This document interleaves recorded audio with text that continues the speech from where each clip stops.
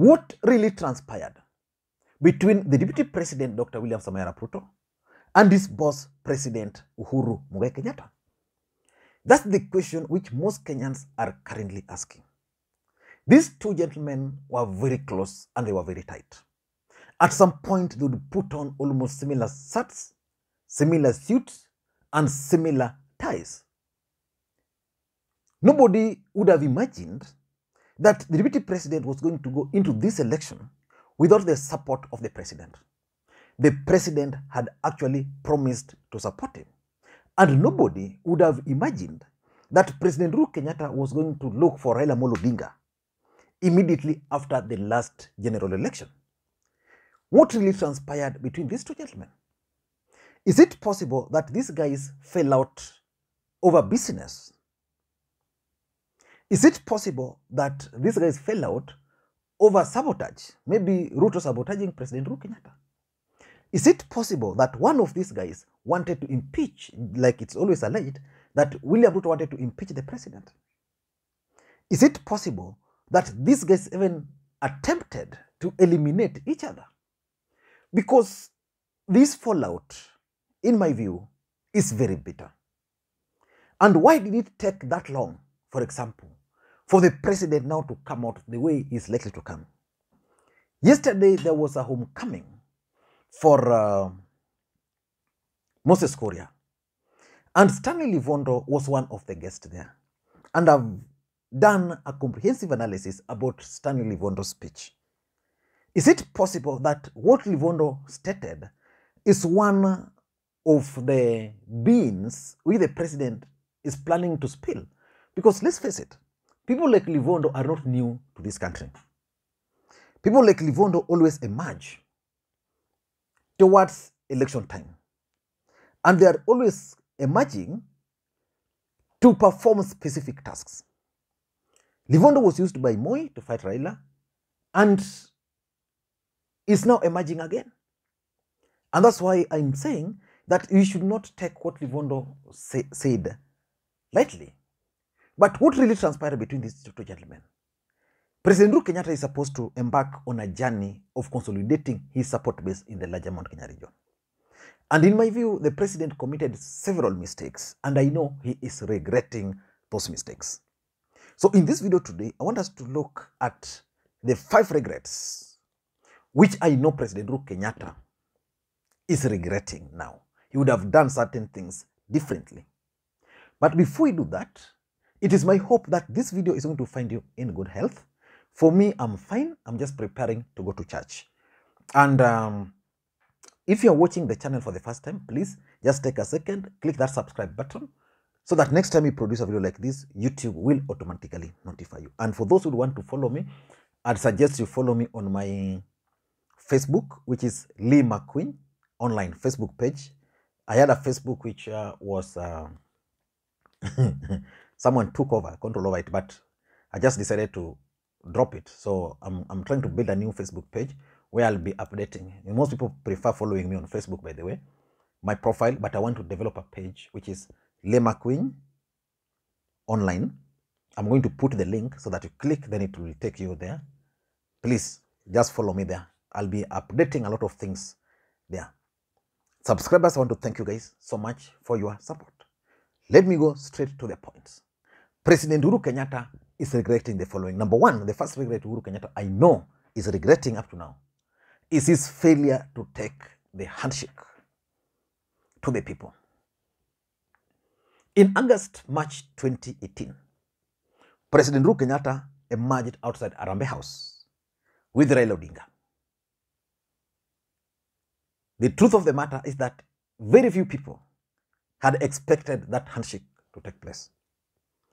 We had just come out of a very bitterly contested election. Raila Odinga supporters believed that the president stole their victory and that they suffered a lot of violence from the police brutality. On the other side, William Ruto and President Uhuru Kenyatta and their supporters also believed that they had won the presidency, and therefore there was no need for the handshake. So Raila Odinga, on his part, went to his strongholds and sold the handshake. And the truth of the matter is that Raila Odinga's backyard embraced the handshake. On the other side, President Uhuru Kenyatta never took the handshake to his people. He never explained to them really why he had the handshake. As we speak, the president has held 2 Sagana meetings. Sagana 2 is when he started explaining to these guys why he entered into the handshake. Again, in Sagana 3, he's likely to explain, and these people have been trying to explain why he entered into the handshake. There's a question which people have been asking. What really made President Uhuru Kenyatta look for Raila Amolo Odinga? It is expected that after Sagana meeting or during Sagana meeting, the president is going to explain to his people. But you see, timing in politics is very important. Is the president late? So the fact that the president took time to go to his people and explain to them why he entered into the handshake with Raila Amolo Odinga is probably the reason why he's now doing catch-up in his own backyard. You know, it's very shameful, for example, that a sitting president has to go to his people and convince them to support a person he wants. These are guys who never voted for him once. Twice. They voted for President Uhuru Kenyatta 3 times. So it means if there's love, they loved him. So if there's a disappointment somewhere, then the president ought to have realized that disappointment and explained to them. So the first regret the president I know is making is the fact that he never took handshake to the people to explain to them why he entered that handshake, so that his people are going to make a decision. For me, we are supporting it, or for me, I'm not supporting it. He failed to do that. The second regret I know the president is making is underrating William Ruto. You know, Ruto is a lucky politician in this country. He has fought for nothing completely. Ruto has fought for nothing completely. He comes from a family whose background is just like ours. William Ruto got into politics through Youth for KANU just by chance, and William Ruto used that opportunity to accumulate wealth. By the time he was joining the race for Eldoret North, was it 1997? The deputy president had already made good money from Youth for KANU. So the deputy president is lucky because he learned politics from Moi, and he learned how Moi managed his politics using money. Then he learned under Raila Odinga the enigma of Kenyan politics. So William Ruto is able to deal with certain political aspects the way he learned from Raila Odinga. William Ruto worked with President Mwai Kibaki. If you look at Mwai Kibaki's politics and the way he was just doing his things, so William Ruto learned under him. Then he was also with President Uhuru Kenyatta. So if there's one individual who understands the president, then that person is William Samoei Arap Ruto. So one thing the president ought to have realized is that William Ruto was someone who could not or who should not be underrated. So the president, in my view, underrated the deputy president. He thought that he would just, of course, you understand how the two gentlemen came together. The ICC brought them together, they used the intelligence, and then they went to the people in the larger Mount Kenya region. So I think President Uhuru Kenyatta underrated the DP. He believed that probably he can use the same tricks he used to convince the people of the larger Mount Kenya region to love Ruto, that he took Ruto to the mountain and therefore he can easily remove him. Because he underrated the DP ended up scheming. He began at during Jubilee nominations. Actually, the deputy president was very smart. He began by convincing the president to merge his party. Then he went and managed to control of the party. Then he went to his grounds. So he underrated the DP. The third regret, which I know the president is actually regretting, which is the worst, is the fact that Uhuru Kenyatta, as a sitting president, allowed his party the TNA party to merge with another political party. That is something Uhuru Kenyatta is regretting. I remember sometimes back, there were people who believed that William Ruto committed a mistake by agreeing to join, to merge his party URP. That was one of the best moves for the DP, if you ask me. Because assuming the DP had not merged his party, then today he would have URP members of parliament, and probably most of them would be in Rift Valley, maybe those pastoralist areas, and spread 1, 2 here. In the larger Mount Kenya region, we would be having members of parliament elected on TNA. So it was not going to be possible for Ruto, for example, to consolidate those TNA members of parliament and his. So if there was going to be a fallout, then it was going to be very clear that we have TNA, we have URP.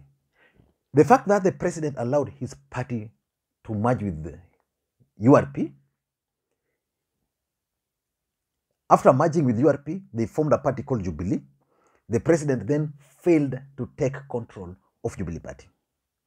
If the president had taken control of Jubilee Party immediately they were merged, things would have been different. But again, the president was desperate. He wanted a second term.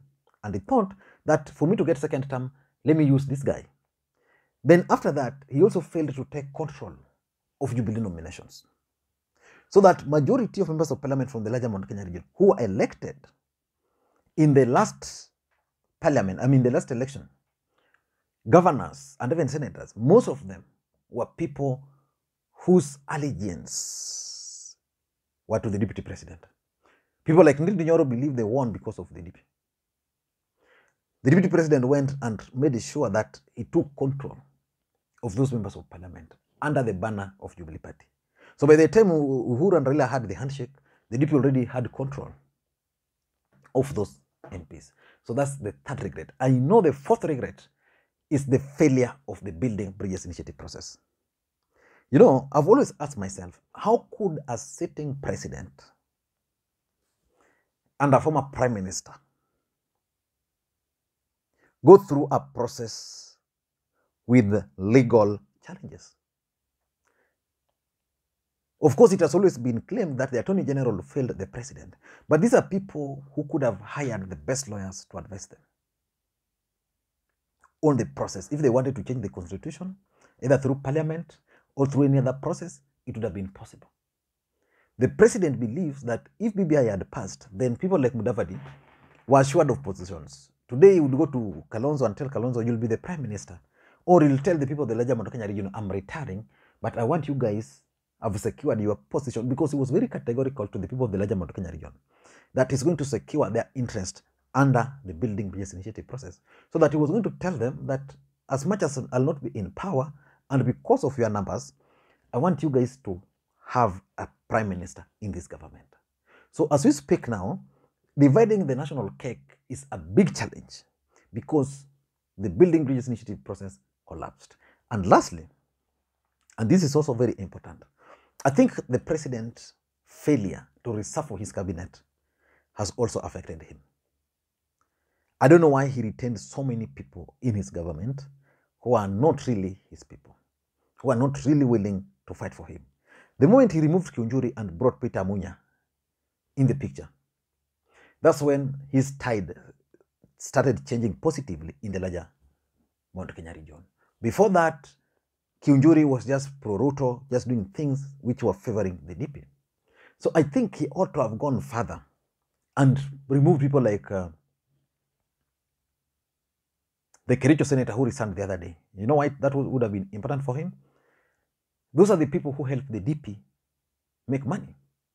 If some of them had been removed immediately after the handshake, he had new people whose allegiance were going to be strictly to the president. I am sure a lot of things would have changed for the president for the better.